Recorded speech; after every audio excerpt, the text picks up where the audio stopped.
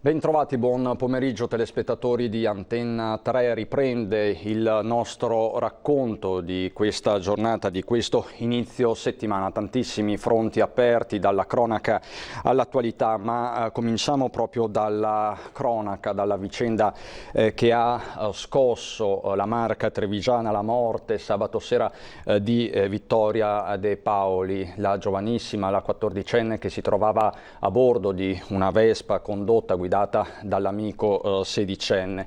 Vittoria, come sapete, è morta mentre il ragazzo si trova ancora in gravissime condizioni all'ospedale Cafoncello di Treviso in terapia intensiva. La novità, tra virgolette, di giornata, perché era abbastanza scontato, è che la Procura della Repubblica minorile ha aperto un fascicolo sull'episodio. Quindi ci sono delle comunità scosse, la comunità di Maser, dove la giovane risiedeva con la famiglia, e quella di Valdobbiadene, terra appunto di origine e di residenza invece del ragazzo. Sono ore e giorni di apprensione anche per le sorti di questo sedicenne, figlio di un imprenditore della zona. Ma c'è un'altra comunità sotto shock, è quella di San Fior, sempre nel Trevigiano, per la perdita di un'altra giovane vita, Mattia Da Ros, di 18 anni, che è stato ritrovato morto sabato a letto dai genitori. Si tratta di un decesso avvenuto per cause naturali. Molto spesso in questi casi si parla di morte bianca, anche se la Procura della Repubblica di Treviso ha comunque disposto un'autopsia sul corpo del ragazzo. Purtroppo sono giorni difficili. Domani a Paese alle 15:15 nella chiesa parrocchiale di Castagnole ci saranno i funerali della piccola Elena Amicarelli, la bambina di 2 anni morta per un tumore al cervello. La bambina si trovava in vacanza ad Una Verde quando si è sentita male, inutile la corsa in ospedale. C'è poi l'aggiornamento sul fronte del Covid-19, 22 i focolai totali in Veneto, questo è l'aggiornamento che ha fatto oggi il presidente Zaia. 2 i fronti aperti, 2 i focolai principali, quello padovano che ruota attorno al pullman proveniente dalla Moldavia con 10 casi complessivi, 6 invece i casi a Feltre isolati attorno all'Eurobrico. 2 situazioni completamente sotto controllo, questo va detto. E proprio in questi minuti, tra l'altro, è arrivata la tabella di giornata, possiamo vederla insieme con l'aggiornamento dei casi attuali in Veneto. Ecco, un solo caso di positività, nel territorio di Treviso, 0 i decessi, e quello che va assolutamente sottolineato è che siamo arrivati a 0 ricoveri di soggetti positivi nelle terapie intensive. Questo è un traguardo storico, possiamo definirlo così, perché era da tempo che c'era un soggetto appunto ricoverato.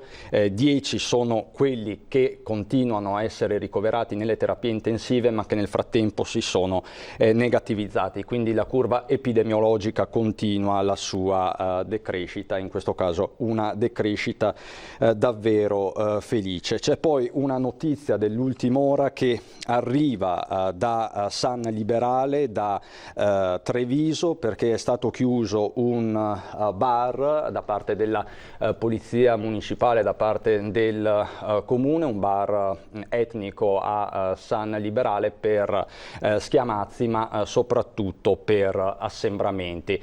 Cercheremo di capirne di più nel corso dei nostri telegiornali, in particolare del telegiornale di Treviso a partire dalle 19:30. Questa è un po' la sintesi dei fatti della giornata, ma c'è un fatto in particolare che è accaduto accaduto ieri mattina a Padova, perché ci sono aggiornamenti anche su questo fronte, il suicidio, tentato omicidio, quell'uomo di 85 anni che ha colpito al petto 2 volte, 2 colpi secchi, la moglie di 70 anni. La donna si trova ricoverata in gravi condizioni a Padova, ma facciamo il punto nel servizio che arriva da Padova. Era parecchio tempo che diceva che non ce la faceva più. Sono stanco, non ce la faccio più. Conosceva bene Ottorino Pellegrini e sua moglie Diana, questa vicina che racconta con la dolcezza dell'amicizia e con il cuore di chi non crede che una simile tragedia possa essere accaduta a 2 passi da casa sua e a 2 persone che lei frequentava. 85 anni lui, una vita da autista di pullman e l'amore per la sua Diana di 15 anni più giovane. Poi alcune difficoltà di cui si parla sottovoce e quei terribili minuti in una domenica mattina di fine giugno, calda e afosa. Sono le 12:30 quando la donna riesce a telefonare al 112 e chiedere aiuto. Il marito, ancora seduto in soggiorno, le ha appena sparato in pieno petto. Lei non lo sa, ma lui nel frattempo ha rivolto la sua beretta 7,65 contro se stesso e si è tolto la vita. La tranquillità di questa strada chiusa, tante case e villette intorno, giardini, piccoli orti, piccoli cortili, viene sconvolta. Arriva l'ambulanza, arrivano i carabinieri. La donna viene trasportata in ospedale a Padova dove è stata operata. È ancora in prognosi riservata, le condizioni restano gravi. Per Ottorino non c'è più nulla da fare, è esanime, seduto sul divano, lui che aveva saputo farsi voler bene. Era anziano e poi aveva le gambe, era una persona comunque attiva, anche se era anziano così. Era forte come coraggioso. Una vita normale la loro, raccontano i vicini, presenti in caso di bisogno. Abitiamo vicini, insomma, hanno avuto bisogno qualche volta anche di soccorrerli un poco. Magari cadeva per terra o si facevano male. Qualche volta li abbiamo aiutati. La casa è chiusa, sul cancello i sigilli del tribunale che ne decretano il sequestro. Infinita la tristezza che questa tragedia porta con sé.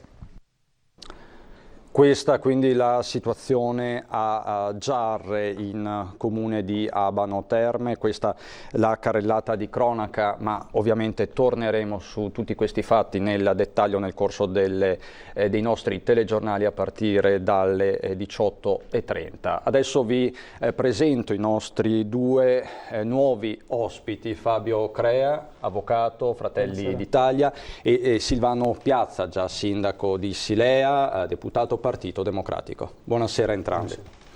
Ecco, i temi sono tantissimi, i temi politici e di attualità sono innumerevoli in questo inizio di campagna elettorale, perché possiamo dirlo, siamo ormai ufficialmente in campagna elettorale, è quasi fuori discussione ormai che le elezioni regionali, l'election day si terrà comunque da metà settembre in poi, si parla e sembra quasi confermato appunto del 20 e del 21 settembre, mancano alcune ritualità, alcune appunto un po' di labor lime, ma di fatto si arriverà a questa data. Partiamo dal Partito Democratico. Il Partito Democratico ha ufficializzato la nomina di Arturo Lorenzoni, vice sindaco di Padova, della lista civica del Veneto che vogliamo. Si va avanti quindi con Arturo Lorenzoni. Lorenzoni è il vostro uomo, Piazza? Beh, sì, è stato ufficializzato, quindi si lavorerà per questa candidatura. Non nego che siamo arrivati forse tardi, forse un po' col fiato in gola, quindi c'è un problema di organizzazione di tutta un'area del centro-sinistra che poteva lavorare meglio in questi anni. Non si sono affrontati tanti argomenti che dovrebbero essere sul tavolo della discussione.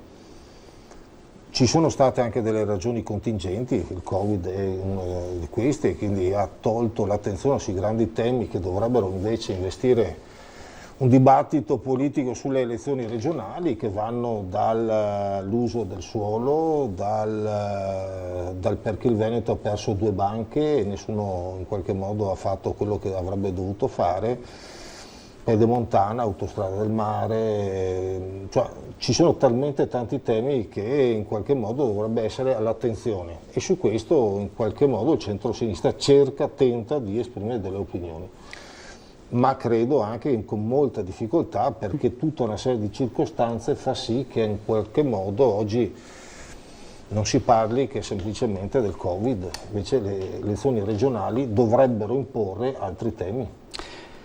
Come quello dell'autonomia, che rischia però di fagocitare tutti gli altri. Allora, è evidente che l'autonomia sarebbe il tema dei temi perché avendo risorse si dovrebbe astrattamente fare meglio e avere risorse per fare politica sul territorio. Va da sé che il tema è annoso, credo che negli ultimi 20 anni tutti i governi che ci sono succeduti, sia di destra che di sinistra, non hanno portato a casa nulla. Anzi, è vero, bene ricordare che dopo il governo Berlusconi Bossi con il crollo del 2011 con lo spread a 555, governo Monti, lì le entità locali, cioè i comuni, hanno perso. Quindi paradossalmente più parliamo di autonomia, meno abbiamo avuto risorse. Quindi il grande tema non è stato affrontato, secondo me, in maniera corretta. Così sembra sia il tema di un partito, in realtà è il tema di tutti i partiti, non credo che il PD sia escluso da questo grande tema, però quando si tratta di affrontare questo argomento qualcuno avoca a sé la bandiera, però in realtà più ne parla e forse più perdiamo, c'è qualcosa che non funziona. E sull'autonomia, Fabio Crea, chiedo a lei, si è consumato il primo strappo tra alleati, tra Lega e Fratelli d'Italia. La scorsa settimana c'è stato un battibecco a distanza, anche abbastanza forte nei toni, tra la leader di Fratelli d'Italia Giorgia Meloni e il governatore del Veneto Zaia. Il tema dell'autonomia è anche un tema di Fratelli d'Italia, di una forza comunque di centrodestra a vocazione nazionale e soprattutto il tema dell'autonomia come si concilia con il concetto di patria, di nazione che comunque voi portate avanti? È la storia che dimostra che è un tema che ha interessato tutto il centrodestra e non solo la Lega e non solo Fratelli d'Italia e non solo Forza Italia. Il referendum del 2017 ha visto tutte e tre le componenti di centrodestra attive nel sostenere il referendum in Veneto. È vero quanto diceva prima Piazza che tutti coloro che si sono occupati di autonomia ne hanno parlato ma non hanno poi agito. Mi permetto di dire a livello di governo centrale, perché dal 2017 si è verificato un evento storico importante, decisivo, che certamente tutti i partiti del centrodestra della Regione Veneto intendono mantenere, che è quello del referendum del 2017, che ha avuto un risultato quasi plebiscitario. Per cui molti ne hanno parlato, però in Regione Veneto si è avuto anche con il contributo di Fratelli d'Italia una vittoria assolutamente schiacciante e una indicazione quasi obbligata da parte del popolo veneto verso questa strada. Rientrava anche nel programma elettorale del centrodestra del 2018, ma poi, come ho avuto modo di dire, come ha sottolineato anche la leader Giorgia Meloni, purtroppo l'accoppiata con il governo, nel governo con i 5 Stelle ha determinato, proprio a causa del loro ostracismo verso un pensiero autonomista, l'impossibilità di attuare l'autonomia. Ed è proprio questo l'elemento centrale non tanto della diatriba ma della discussione a distanza tra il governatore Zaia e Giorgia Meloni. Intanto il governatore Zaia in maniera molto corretta, molto trasparente ha evidenziato in quella intervista che Fratelli d'Italia aveva sostenuto la causa del referendum appunto nel 2017. Il punto che invece ha voluto evidenziare la leader Giorgia Meloni è un altro, perché noi, e lo ha detto Giorgia Meloni, non abbiamo nessun problema a sottoscrivere il contratto, il famoso contratto, il documento che vincola il programma del centrodestra a livello regionale. Però affinché questo non rimanga ancora una volta, come diceva Piazza, come dire, parole al vento, ma abbia una sua concretezza, è necessario legarlo anche ad un obbligo nel momento in cui chi dovrà decidere, cioè il governo centrale, a decidere sull'autonomia, vincoli anche a un patto elettorale, al programma elettorale del governo nazionale, quando si faranno, semmai si faranno le elezioni politiche, la norma anti-inciucio, cioè tutti i partiti si vincolano con altrettanta clausola contrattuale a non deviare da quelli che sono gli alleati che sostengono reciprocamente nella campagna elettorale. Anche questo è un tema di cui si parla da tanto tempo. Certamente. Come si concilia questo con l'ipotesi di patria? Patria è un termine romantico che è certamente uno degli elementi fondamentali, certamente per Fratelli d'Italia e per gran parte delle anime del centrodestra. Il problema non è sostenere il termine patria, è sostenere un progetto presidenziale, perché attorno a quella che è l'elemento di modifica della struttura istituzionale e costituzionale del nostro Paese, che accanto ad un progetto autonomista piuttosto che federalista, all'interno di un contenitore presidenziale, quindi con l'elezione diretta del capo del governo piuttosto che col Presidente della Repubblica, con poteri evidentemente più ampi di tipo come nella Presidenza della Repubblica francese, quell'elemento presidenziale è l'elemento che garantisce la solidarietà e l'unità nazionale. La vogliamo chiamare patria, noi la chiamiamo unità e solidarietà nazionale, nell'ambito delle varie autonomie, che oggi, e lo dimostra il coronavirus, questa emergenza sanitaria, è necessità assolutamente impellente. Vorrei ricordare, per evidenziare ai telespettatori, quello che è uno degli elementi più beceri del centralismo, che il 20 marzo del 2010, in piena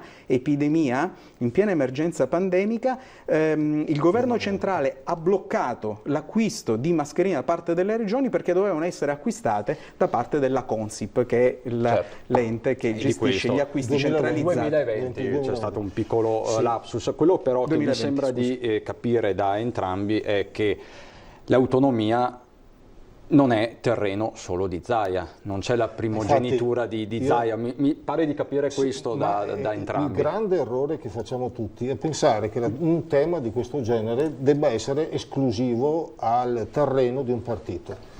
Siamo andati avanti così da 20 anni, ricordiamo anche gli anni epici degli anni '80 con i primi lighisti, no? Ma alla fine tutti la pensiamo allo stesso modo relativamente alle risorse e alle competenze, ma non siamo arrivati a nessuna parte. Vuol dire che il metodo di contrapposizione destra e sinistra non funziona. Su questo tema serviva appunto un patto regionale, francamente lo sottolineo regionale, quindi anche escludendo la Lombardia, laddove un Salvini non mi sembra avesse in un anno di governo fatto niente verso questa direzione, ma noi in questa regione dovevamo fare un patto, quindi mettere insieme il PD, la Lega, Fratelli d'Italia, Forza Italia e altri partiti minori per essere tutti d'accordo. Invece si è voluto, come dire, esaltare l'esito del referendum, nascondendo che il referendum hanno votato tutti, compreso il sottoscritto, e poi si è voluto fare tanti altri ragionamenti. È vero che Fratelli d'Italia propone maggior federalismo e anche elezione diretta del Presidente, ma è altrettanto vero che ci sono in Europa altri stati, ad esempio la Germania, che non ha l'elezione diretta del Presidente e ha i Länder che hanno maggiore autonomia delle regioni. In Italia c'è una diseguaglianza territoriale che è data dalle regioni a statuto ordinario che sostengono e pagano l'organizzazione regionale di altre 5 regioni, quindi questa è una situazione iniqua che non siamo riusciti a mettere mano. Io da ex sindaco, oggi vice sindaco, non deputato, in realtà dico sempre perché le tasse locali, cioè la famosa tassa immobile, l'IMU, non è una tassa che rimane 100% nei comuni? Perché? Per tante ragioni. Allora, Quando noi, cambio anche un ragionamento, perdiamo Veneto Banca e la Popolare di Vicenza, è una perdita per tutti, cioè noi non abbiamo la nostra grande banca come ce l'ha Milano, come ce l'ha Torino, come ce l'ha Roma e Bologna, no? Come mai? Perché un sistema romano di divisione dei partiti fa sì che la dialettica ci porta a dire che è sempre colpa degli altri. Noi nel Veneto su alcune cose dovremmo ragionare insieme. Com'è che facciamo a conciliare la dialettica politica del fatto che io sto da una parte e ad esempio l'avvocato Crea sta da un'altra, o Zaia da un'altra ancora? In realtà ci sono degli elementi che dovremmo, come in questo tavolo, essere rotondo, essere tutti d'accordo. Solo che ormai la politica in alcuni aspetti sta degenerando.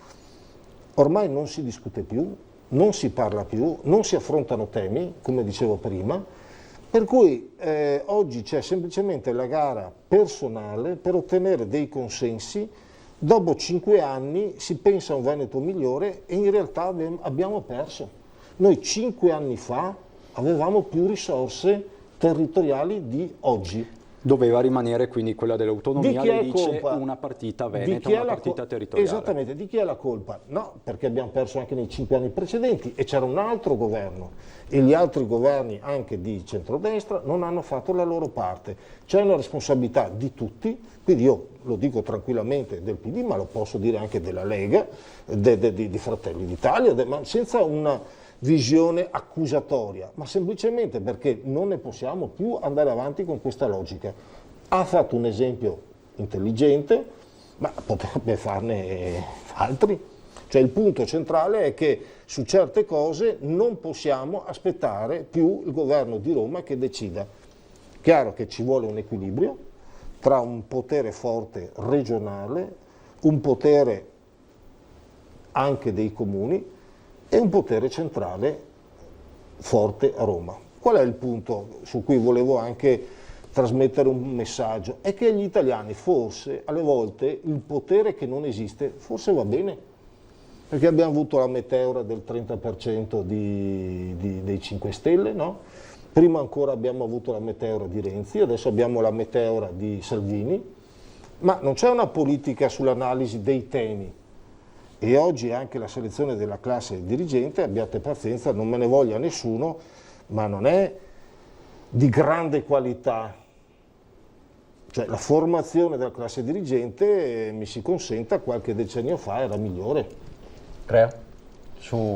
Condivido quasi tutto e sembra che il PD voglia sottoscrivere il contratto. Almeno su questo punto potremmo dire... No, non credo che sia Fratelli d'Italia. No, certamente il pensiero autonomista, che sia un pensiero trasversale, è auspicabile.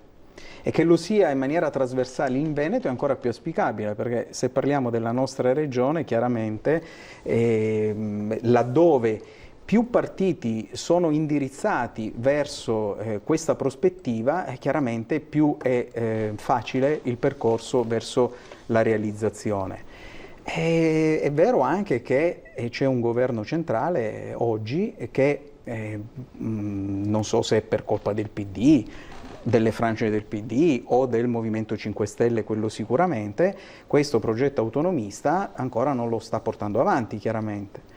E non può essere solo un problema di Covid e di emergenza sanitaria. Siamo in presenza di un governo che arranca su tutto, quindi figuriamoci se oggi è prospettabile un atteggiamento incisivo e decisivo da parte di questo governo. Con questo governo non si arriverà all'autonomia, quindi magari che arrivasse anche dal territorio e dai circoli del Partito Democratico un segnale verso questo governo che non accoglie nessuna delle istanze del territorio, una delle quali è certamente quello dell'autonomia. Ma accolgo di buon grado il pensiero, che so essere un pensiero certamente autonomista. Possiamo dirci democratici entrambi, se non fosse che lei può fraintendere il termine democratico. E qui apriamo un dibattito quasi, perché non è che il governo giallo-verde fosse molto autonomista. Il vero problema è che dell'autonomia c'è una gran parte dell'Italia, e non è solo quella del sud, ma anche quella della burocrazia, che non vuole autonomia. perché l'accentramento del potere in mano a Roma, a Roma c'è tanto di tutto, quindi anche lobby, quindi anche grandi società che non pagano le tasse nel territorio, cioè c'è una commistione di interessi ed è per questo che la logica destra-sinistra non può funzionare su questo tema. Però non funziona, e la burocrazia non non ha colore politico. Assolutamente, però non funziona neanche più, devo dire, lo stereotipo autonomia sì per le regioni del nord, per i popoli del nord e al sud no, perché la vittoria ampia del centrodestra e anche obiettivamente della Lega nelle politiche, anche nelle europee, al sud e al centro-sud è certamente significativo della volontà e probabilmente la presa di coscienza anche delle popolazioni e delle regioni del sud, che probabilmente hanno compreso che più si è vicini, più le decisioni relativamente ai centri di spesa, ai centri tributari e fiscali di approvvigionamento, più sono vicini al popolo e più probabilmente avvantaggia il popolo stesso, la popolazione. Meno passaggi, meno burocrazia. Diciamo che poi anche la diversa gestione dell'emergenza Covid da parte di regioni del nord, Lombardia, Veneto, siamo due mondi diversi da un certo punto di vista, dimostra che l'autonomia viaggia sulle gambe degli uomini, o sbaglio? Anche in ambiti diversi rispetto a quello fiscale, per esempio. Sì, purtroppo sì. Qui apriremo una questione su cui io non voglio intervenire. Diciamo che la fortuna di Zaia è che ha avuto tanti veneti in Veneto, mentre Fontana ha avuto una pressione da parte degli industriali a tenere aperto e quindi purtroppo lì è andata in cortocircuito. Qui abbiamo avuto... Entreremo in un terreno minato, cioè che è quella di un'analisi sociale e culturale su cui io non voglio entrare. Però non possiamo, scusa Piazza, parlare dove è andato bene di fortuna, cioè di Zaia, e dove è andata male di incapacità. Allora, se c'è stata, e non lo so, incapacità da parte del governatore della Lombardia, certamente si deve parlare di capacità da parte del nostro governatore e di tutta... Lo stavo dicendo, non fallo fare a me questo, ma va riconosciuto. No, ma perché no? Troppo spesso si parla di fortuna di Zaia. Ma no, ma guarda, io sono democratico, spero anche di essere abbastanza sereno nei giudizi. Certo che va riconosciuto. Ma non va neanche negata la sua fortuna di avere un territorio in cui... Di governare i Veneti. Perché magari... Esatto. Diciamo, ecco, ho avuto come un flash, all'incirca un mese e mezzo fa, 2 mesi fa, avevamo ospite Giorgia Meloni collegata e Giorgia Meloni ha detto, beh, in Veneto la differenza la fanno i veneti. Più o meno gli avevo fatto una domanda simile a questa e Meloni, non vorrei scoraggiarla, Piazza aveva risposto più o meno come lei. No, non mi scoraggia, anzi mi nobilita l'affermazione. Ecco, il fattore Zaia, è inutile girarci attorno, i sondaggi li abbiamo visti tutti a livello nazionale e non solo. Il governatore del Veneto sta conoscendo un periodo di particolare espansione dal punto di vista del gradimento. Questo fa sì che la campagna elettorale che ci troviamo davanti sarà una campagna in salita, non solo per le opposizioni ma anche per i partiti, per certi versi, che fanno parte dell'alleanza di governo, perché per la stessa Lega, perché uno Zaia forte è un problema, tra virgolette, politico-elettorale per l'opposizione, per Fratelli d'Italia, ma per la Lega stessa fondamentalmente. È così, Piazza? Sì, ci sono 2 ragionamenti da fare che sono quasi contrapposti. Il primo, che uno Zaia troppo forte annulla gli altri, è innegabile e quindi schiaccia un po' i lati il centro-sinistra, potrebbe anche schiacciare Fratelli d'Italia, non ne parliamo di Forza Italia, e avrà dei problemi interni, perché chi corre con il marchio Lega rischia anche di essere compresso. Il concetto è che noi facciamo un po' di politica, quello che vogliamo è lavorare pensando di esprimere delle idee per rendere il Veneto migliore.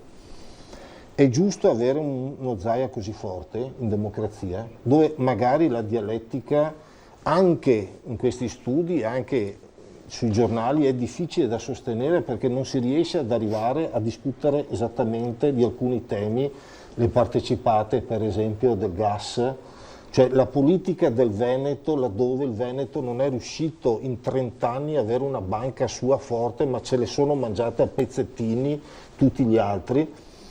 Ecco che a un certo punto le leadership dovrebbero avere degli obiettivi e anche avere delle strategie tale per cui sia delineato l'obiettivo finale. A me non sembra che neanche ci sia, anzi ci sia quasi l'obiettivo di fare in modo che le minoranze vengano taciute, ma le minoranze che raggiungano il 10 o il 20 o il 30% sono degli elementi essenziali nella democrazia e lo vediamo anche nei comuni.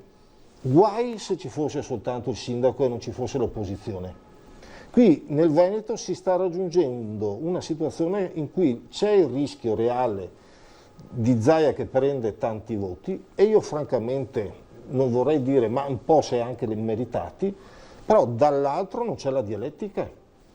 Ora, i grandi temi sulle autostrade, sull'economia, sulle infiltrazioni mafiose, ce le possiamo discutere serenamente senza far processi a nessuno, ma che riguarda tutti e secondo me anche la Lega oggi di governo nel Veneto.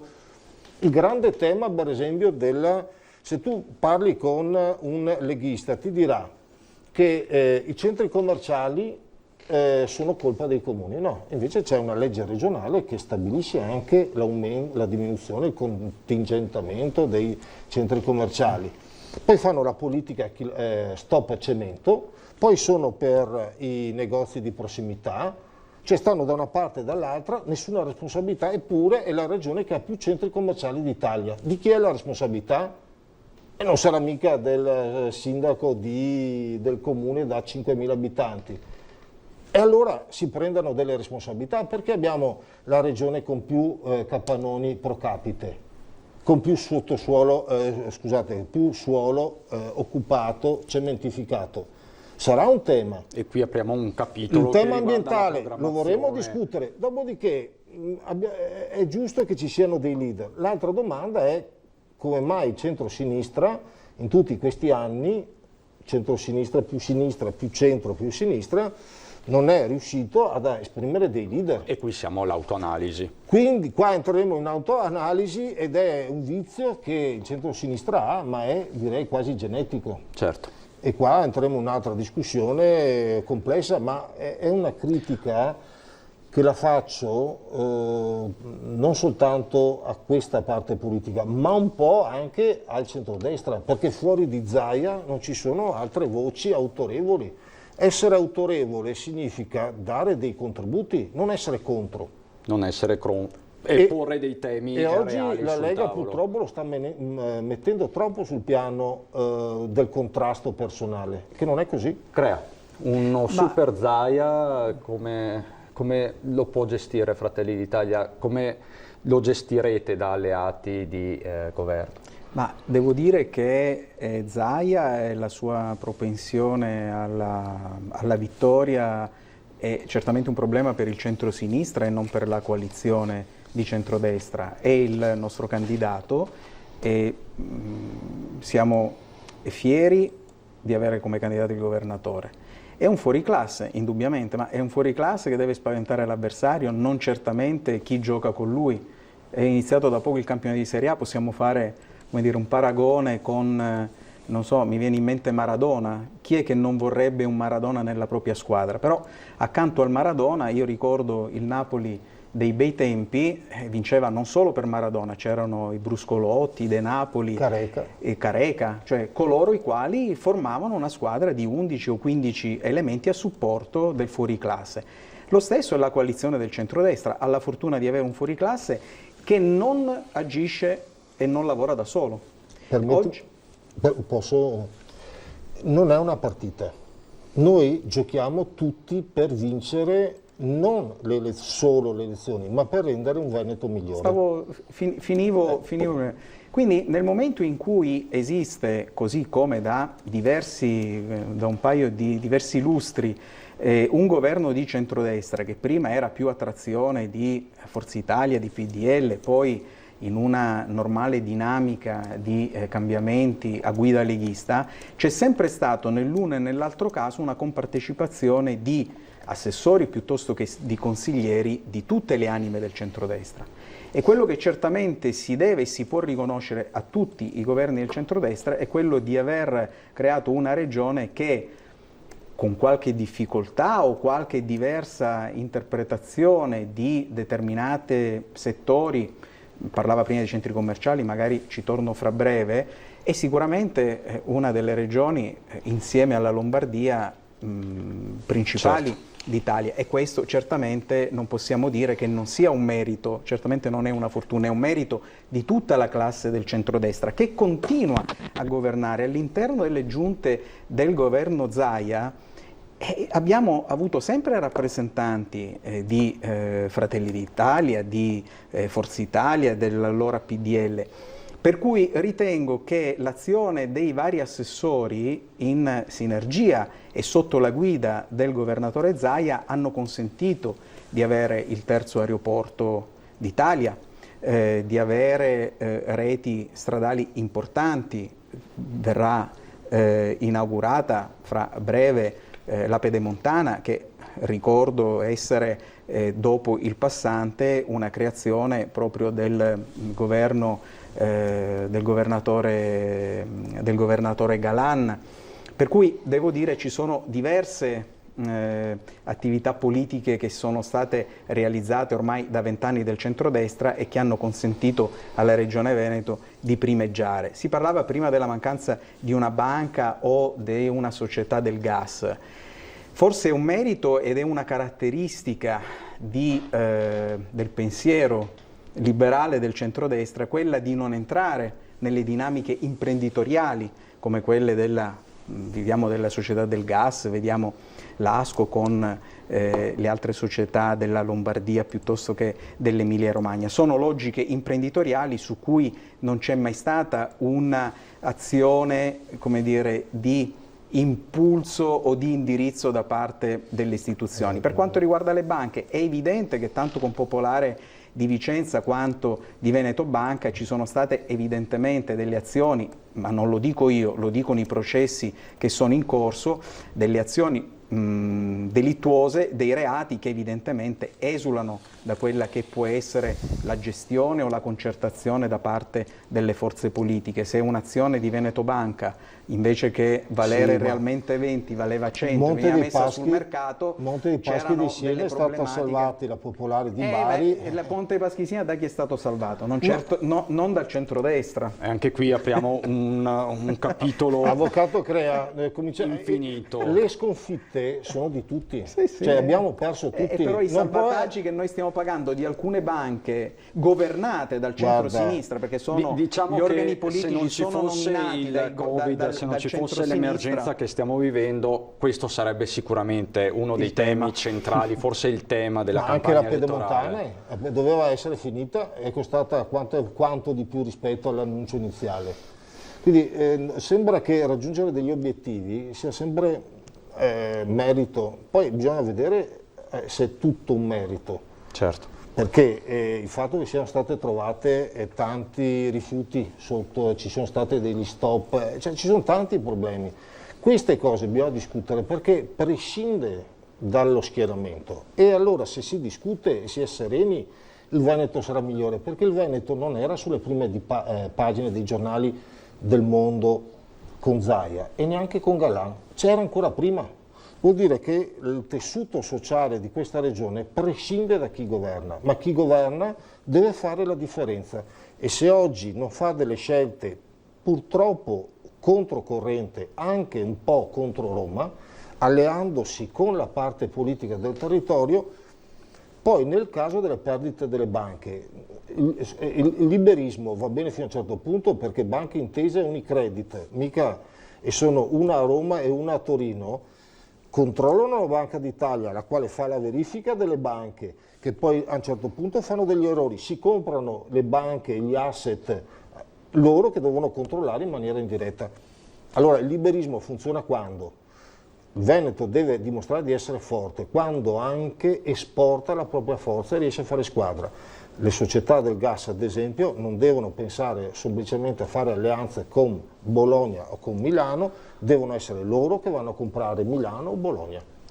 Piazza, la interrompo perché adesso andiamo un attimo in pubblicità. C'è un'altra ultima ora, purtroppo una tragedia in Salento nel pomeriggio di oggi nel mare di Porto Cesareo. Una turista padovana di 44 anni è morta annegata davanti agli occhi del marito e del figlio. Ovviamente i dettagli nel telegiornale regionale, si tratta di un'ultima ora. Torniamo dopo la pubblicità.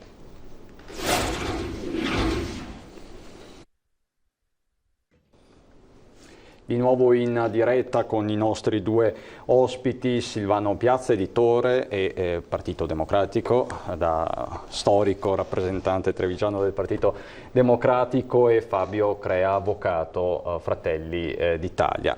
L'altro tema di giornata lo fornisce il Corriere della Sera, o meglio un'intervista rilasciata al Corriere della Sera dal leader del Partito Democratico Zingaretti, che chiede al governo di accelerare sul MES, il Fondo Salva Stati, per spese sanitarie. Parliamo di quei famosi 37 miliardi di euro destinati all'Italia, sui quali però il Premier Conte, l'esecutivo, non ha preso ancora una decisione. Che cosa dice in poche parole Zingaretti e su tutte le agenzie? Dice no alla danza immobile delle parole e basta tergiversare sul MES.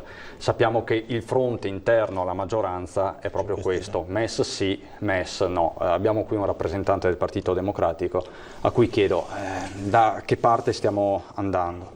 Ricordo a tutti che io sono sempre un curato di campagna, quindi con il PD romano credo di non esserci mai stato, facevo fatica ad andare a Padova, quindi immaginiamo. Diciamo che siamo un po' tutti curati di campagna, esattamente. Ecco. Ma comunque il concetto è questo: ci sono delle risorse, sono tante, sono importanti, c'è un problema con i 5 Stelle al governo, i miliardi sono tanti, bisogna investirli, quindi il concetto non è tanto quanto un MES sì o un MES no, ma dove mettiamo questi soldi? Quali sono le priorità per l'Italia? Perdere tempo è sbagliato. Oggi ci sono tante infrastrutture da fare, pensiamo sempre alle strade per le auto, ma immaginiamo anche le autostrade dei cavi, quindi di internet, oggi sempre più necessarie. Pensiamo all'ammodernamento, a politiche ambientali di un certo tipo, piani urbanistici concentrati in classe A, eccetera. Ci sono delle ragioni per ammodernare questo paese, per renderlo più efficace, più efficiente, veloce. Non possiamo aspettare, questo è il punto. Cioè, mi sembra che da troppo tempo in Italia, ma non solo con questo governo, ma da sempre, perché è un vizio italiano, a noi amiamo parlare di calcio, per fare una metafora di prima di Crea, ma poi bisogna allenarsi e bisogna giocare e vincere e bisogna decidere chi fa l'allenatore, chi fa il capitano, chi gioca in porta, eccetera. Questo è un paese dove è un'eterna discussione, ci piace discutere, ci piace parlare male degli altri, ci piace fare la battuta, ci piacciono le fake news. In realtà oggi bisogna decidere, fare scelte coraggiose e veloci. Zingaretti ha fatto bene, chiaramente è un messaggio rivolto ai 5 Stelle. Trovo che già il fatto che un lupo di mare di vecchio corso come Berlusconi abbia sostenuto questa idea la dice lunga, perché a Berlusconi gli si può imputare tutto tranne di non avere visione economica nel paese. Quindi significa che il concetto è oggi superare questo concetto sì-no, ma piuttosto discutere dove prioritariamente investire i miliardi e certo non dividerli in tanti fumiciattoli che poi non c'è mai la responsabilità di qualcuno che decide per fare che cosa. Berlusconi, che tra l'altro, anche qua non diciamo nulla che non sia già pubblico, sarebbe disposto a fare da stampella al governo o comunque al PD per portare avanti la partita del MES. Questo sarebbe un problema per gli alleati di Fratelli d'Italia e Lega? Credo di sì, perché già abbiamo visto quanto un governo diverso rispetto a quello che era nell'ambito di un programma elettorale del 2018 abbia significato per l'Italia. Io credo che sia poco più di una provocazione quella del presidente Berlusconi, però vorrei tornare, se possibile, sul MES. Mi scuso con Silvano Piazza se dissento da alcuni concetti. Il MES non è stato proposto per investimenti. I 36 miliardi del MES sono stati proposti per le spese sanitarie. Quindi è l'erogazione di 36 miliardi da parte del MES che è bene ricordarlo ai telespettatori. Il MES sostanzialmente è una società che ha sede in Lussemburgo e che ha un capitale che è stato fornito di circa 700 miliardi, fornito dai versamenti degli Stati membri. L'Italia ha contribuito al MES con 125 miliardi. Adesso l'idea della Merkel, più che un'idea è forse una minaccia, è quella di consegnare 36 miliardi per le spese sanitarie con il MES. Il problema è che il MES, secondo quello che è il trattato europeo, l'articolo 136, ma soprattutto il regolamento 472 del 2013, prevede che qualsiasi intervento del MES, che sia per spese sanitarie o per altro come è stato per Cipro, per la Grecia o per la Spagna è servito per salvare le banche per altri 40 miliardi, una volta che viene concesso, lo Stato membro che usufruisce dei miliardi del MES è sottoposto a un rafforzamento della vigilanza da parte della Commissione europea, del Consiglio europeo, del Fondo monetario internazionale. La cosiddetta Troika, quella che secondo alcuni analisti e politici ha fatto grandi danni in Grecia, perché ha praticamente esautorato la Grecia dalla possibilità di decidere le proprie politiche macroeconomiche, le proprie politiche di bilancio, che è quello esattamente previsto dall'articolo 3 del regolamento 472. Quindi prendere i 36 miliardi del MES per destinarlo alle spese sanitarie significa far controllare fino alla restituzione del 75% dei 36 miliardi, farsi controllare le politiche macroeconomiche di bilancio da Commissione europea, Consiglio europeo, Fondo monetario internazionale, che è quello che Fratelli d'Italia e Lega non intendono, e anche 5 Stelle con grossi problemi all'interno del governo propongono. Un'ingerenza, non un'ingerenza, un condizionamento, cioè noi non saremmo liberi di decidere le nostre politiche macroeconomiche. Faccio un esempio, come è stato in Grecia. Se la Troika decide che deve essere dismesso il patrimonio immobiliare greco come quello italiano, o degli asset importanti delle società italiane importanti, e vengono acquistate, come spesso purtroppo accade, ma nel libero mercato, da società francesi piuttosto che da società tedesche, significa svendere il nostro patrimonio immobiliare piuttosto che il nostro patrimonio industriale. Quello che diceva Silvano Piazza è corretto, ma si riferisce al Recovery Fund, che è un'altra.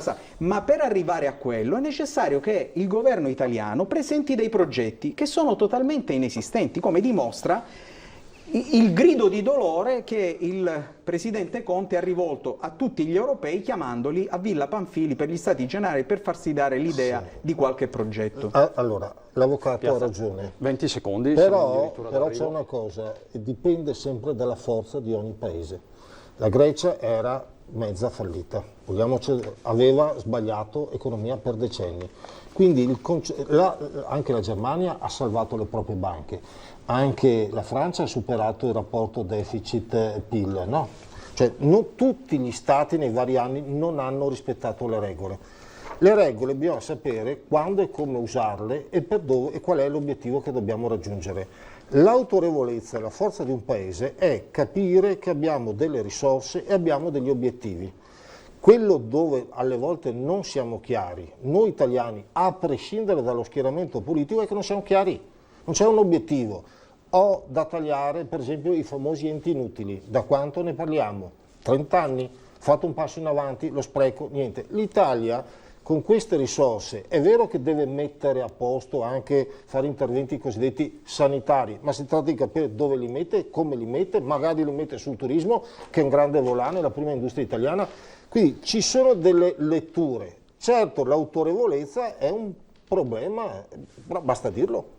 Certo, e qua anche sul tema dell'autorevolezza potremo spendere diverse parole. Io vi ringrazio perché siete stati molto chiari e anche molto civili nella vostra dialettica. Democratici. Non è sempre scontato. Subito dopo c'è appunto l'edizione, subito dopo la pubblicità, l'edizione regionale dei nostri telegiornali. Vi ricordo gli ospiti in studio di Ring questa sera con Ferdinando Avarino, Maurizio Paniz, Marco Bonet, giornalista del Corriere del Veneto, Enrico Cappelletti, candidato governatore di 5 Stelle, Marco Marin di Forza Italia, Arturo Lorenzoni, candidato governatore dell'area democratica, Sara Moretto, Italia Viva, Sergio Berlato, europarlamentare di Fratelli d'Italia e Alberto Villanova, consigliere della Lega. È tutto per questa diretta, subito dopo il TG regionale. Grazie, a dopo.